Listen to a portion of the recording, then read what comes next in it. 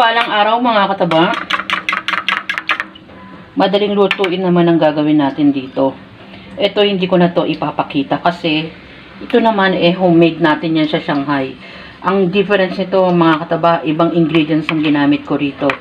Dapat kasi lumpiang sariwa. Meron tong singkamas at kamote. Naku, try nyo mga kataba, masarap siya. No? Tapos yung mga normal na ingredients na nilalagay natin sa Shanghai, inilagay ko dyan. Yan, ito ang ating Shanghai. Tapos ito naman, gagawin nating omelette. Yung natira natin, hindi ko na siya nirap uli kasi siya i-roll ko na to sa egg. Dalawang XL na large to. Yan. Balikan natin maya-maya. At yung pagpiprito naman, alam nyo naman na, diba? Tapos na. Anong tapos na yan? Luto na yan. Ayun!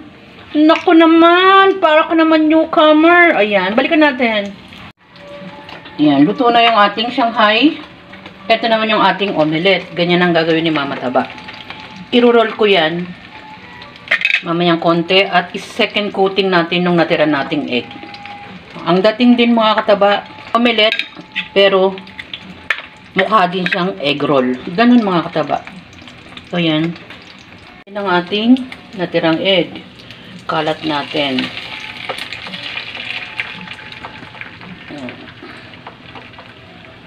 Saka natin i-roll uli. Mamaya. Yan. Makikita nyo mamaya luto na yan. Ako na yung nagsabi ng luto na yan.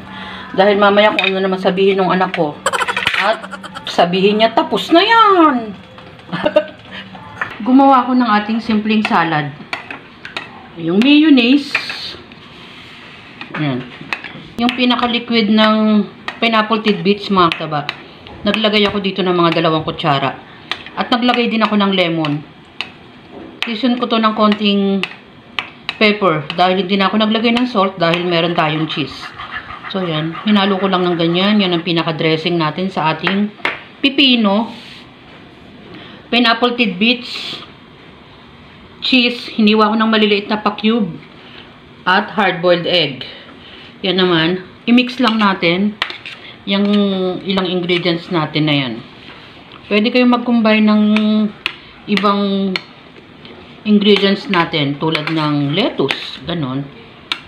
Mga iba't ibang klase ng gulay. Tapos saka natin ihalo ang ating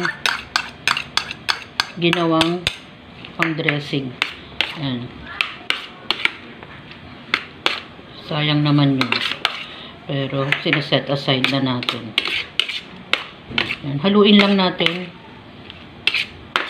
So, yan ang ating kakumbine sa ating Shanghai at omelette. Simple salad again, mga kataba. Yung simple salad natin, pipino lang naman yan. Kasama ng ating hard-boiled egg, cheese, pineapple tidbits. At ang pinaka-dressing naman niya ay ang ating mayonnaise na nilagyan natin ng lemon. Yan ang ating simpleng salad. Mas maganda mga kataba, gumagawa tayo ng mga salad dahil healthy ang ating pagkain. Inihahalo naman natin ang ating homemade na Shanghai. Alam niyo naman, hindi na mawala ang ating ingredients para sa Shanghai. Ang inilagay ko naman dyan, singkamas at kamote. Iba-iba naman ang ginagawa nating ingredients para sa Shanghai. Para hindi nakakasawa. At yun namang ating omelette. Yun namang mixture, galing din yan sa Shanghai. Nilagyan lang natin ng egg at ginawa nating omelette. Yan ang ating magkakapares, mga kataba. Ang ating salad at Shanghai with omelette. Enjoy, kumain at maging masaya. Salamat sa panonood. Mga simpleng dish na masarap. At bye! Ingat mga kataba!